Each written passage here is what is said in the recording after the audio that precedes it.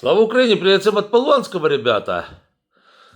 Когда рыжий Донни открывает свой рот, уже ожидаешь порцию, знаете, стендапа. Ну, честное слово, никто его уже не воспринимает как политика, он воспринимается исключительно как, знаете, старпер-стендапер, который попал на сцену явно не вовремя, ну, не в то время, он должен был бы выступать на сцене лет 20-30 назад, тогда выглядел бы не так нелепо, как сейчас. А сейчас он выглядит, ну, реально глупо, да еще и на той должности, которую занимают, к сожалению, американцы. Но это приходится признавать, потому что это очевидно, да.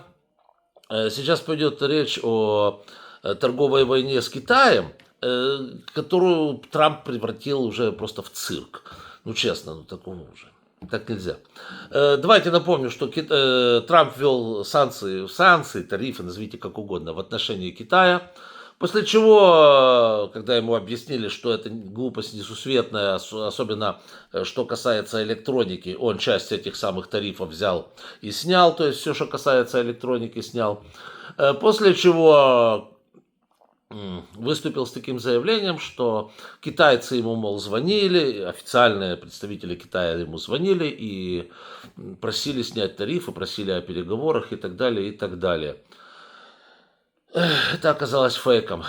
Вот официальная информация из МИДа Китая. Я просто сейчас подвожу к основной теме, то, что я хочу вам рассказать. Это грустно. Спикер МИД Китая о высказывании президента США Трампа по тарифам. Значит так. Спикер МИД Китая Го Цзякунь, ну имя, ну у них все такие имена, заявил, что Китай в торговых или тарифных войнах нет победителей, что протекционизм никуда не ведет, а попытки разъединить и разорвать цепи поставок ведут только к самоизоляции. Так. Дело в том, что он заявил, что никуда не звонил. Вот в чем все дело. Мы не боимся торговой войны, если дело дойдет до боя, значит, мы будем сражаться с ними и так далее, и так далее. Но самое главное, в позиции китайцев они не звонили и не просили Трампа снять тарифы, то есть они не унижались, не звонили и так далее, и так далее. Были определенные переговоры, но они были скорее техническими, и никто не унижался, не просил у Трампа снять, значит, вот эти тарифы, потому что, как сказал китаец, ну, если торговая война, значит, торговая война. Да, как-то так. И вот интересно, что... А теперь подходим к самому главному. Вот исходя из вот этих вот заявлений китайцев, которые дали понять, что, ну, они никуда не звонили и абсолютно ни у кого ни о чем не просили, то возник следующий вопрос, значит, такого плана. Репортер, это вот вчера было, в Белом доме. Репортер, это уже с переводом. Китай утверждает, что ваше сообщение о переговорах с китайцами фейк, что вам никто не звонил, собственно говоря, по этому поводу. Ответ Трампа. Ну, сегодня утром они звонили. Репортер, а кто они? Трамп, я не могу вам сказать. То есть, ну вот, чтобы вы понимали, позвонили какие-то чудики с китайского номера.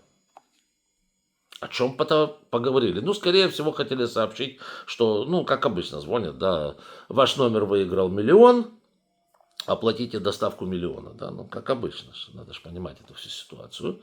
Вот, Трамп почему-то это принял за звонок от правительства Китая, или те, кто окружает Трампа, они почему-то приняли это звонок от китайского правительства с сообщением чуть ли не о капитуляции и о нижайшей просьбе снять тарифы. Ну, тут я даже, честно говоря, не знаю, как это комментировать, потому что это немножко смешно. Знаете, это не было бы так смешно, если бы это было бы смешно, если бы не было так грустно. Но это грустно, реально. Когда неизвестно кто звонит в Белый дом, говорит неизвестно. Может, лыжный инструктор позвонил. Может, безработный Сунь Мунчунь, да, звонил из Гонконга, там баловался. Может быть, звонила теща китайского императора и хотела спросить, как там ей доготовить китайский суп с клетками. Вот. Но Как оказалось, из китайского правительства никто по этому поводу не звонил, и китайцы об этом абсолютно четко сказали.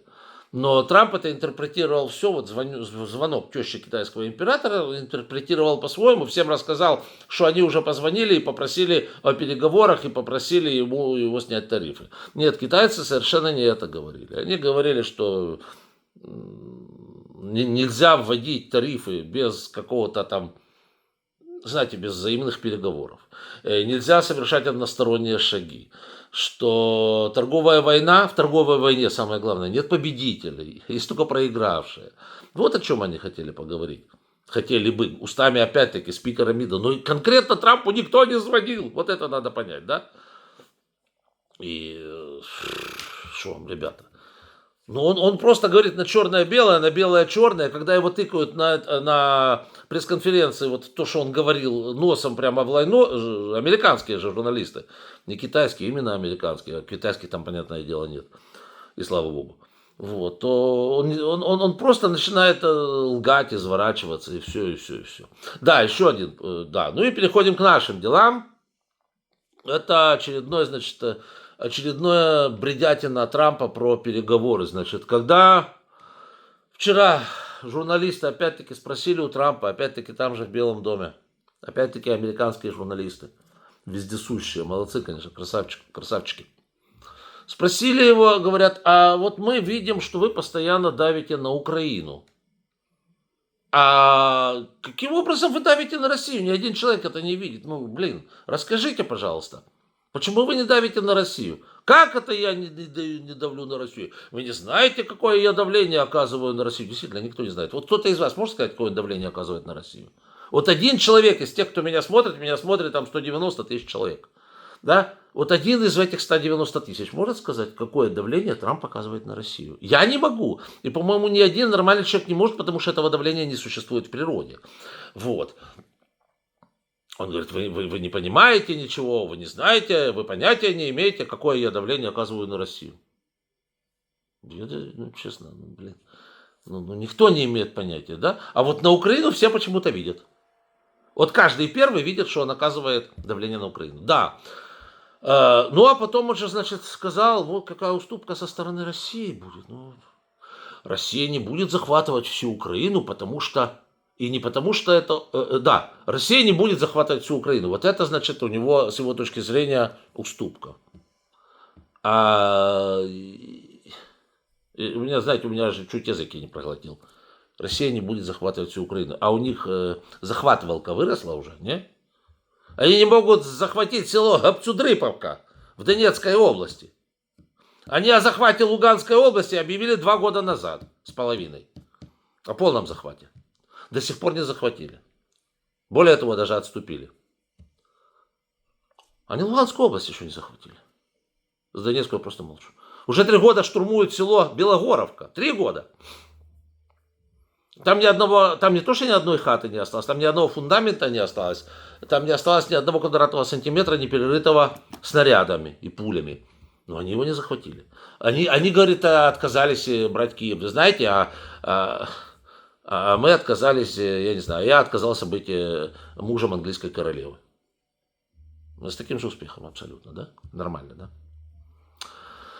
То есть, что ж откровенную несет. И вот в этом значит, плане очень интересное замечание сделал, я сейчас читаю. Есть Андерс Асланд, это шведский обозреватель.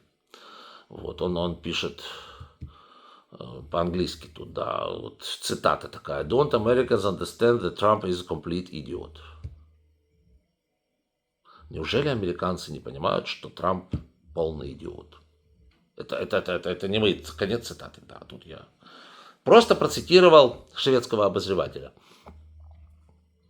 Ну вот так его воспринимают, понимаете? Его уже воспринимают, это самое страшное, собственно говоря, для политика. Знаете, вот, например, возьмем Гитлера или возьмем Пол Пота. Ужасные маньяки, ужасные люди с определенной репутацией, очень плохой. И, знаете, их боялись их ненавидели. И справедливо, абсолютно справедливо, потому что ничего хорошего о них сказать нельзя. Вы же прекрасно понимаете, что один, что второй, что они натворили. Вот. Но их никто не считал идиотами. Вы понимаете, Ким Чен Ына никто не считает идиотом. Несмотря на то, что он преступник и бандит, и тут абсолютно очевидно, но его никто не считает идиотом. Вот. А Трампа считают идиотом, ну, практически все, с кем я разговариваю, практически все, ну, буквально, понимаете, а Трампа не считают идиотом, ну, 10%, наверное, да? Вот практически все, с кем я имею дело, все говорят, что он, ну немножко не это, немножко не того. Вот, также нельзя, это самое страшное. То есть это не бывает, когда там, политика или военного ненавидит. Еще раз говорю, как в случае с Гитлером, это понятно. Но когда тебя считают дурачком площадным, это ужасно. И ужасно, ну, для Трампа это не ужасно, потому что он ничего этого не понимает, да. Он, знаете, он как голый король чешет там, поэтому никто, смотрите, какое у меня замечательное одеяние, правда, его никто не видит, да. Страшно для страны, вашего президента просто, ну, над ним уже смеются. Он, да, его развели какие-то китайские шмендрики, которые позвонили, сказали, что они хотят перевести переговоры, оказалось, что это вообще не из китайского правительства звонили, а я не знаю, это звонил там сапожник Джуан Мунь, который сидит там и, значит, в перерыве между чисткой чужой обуви, значит, звонит там по всяким телефонам и глупости всякие говорит, а потом Трамп рассказывает, что ему позвонил чуть ли не Дэн Сяопин, понимаете? Ну, елки-палки, это же кошмар, друзья мои. Вот, так и во всем остальном. Так и во всем остальном. То есть он выдает желаемое за действительное, он рассказывает, как он захватит Гренландию, как он захватит Канаду, какую-то чушь абсолютную несет, переименовывает Мексиканский залив. Вот, честно говоря, ну как можно относиться к человеку, единственное достоинство, единственное достижение которого это в том, что он в офисах Белого дома, значит, заменил картонные трубочки на пластиковые.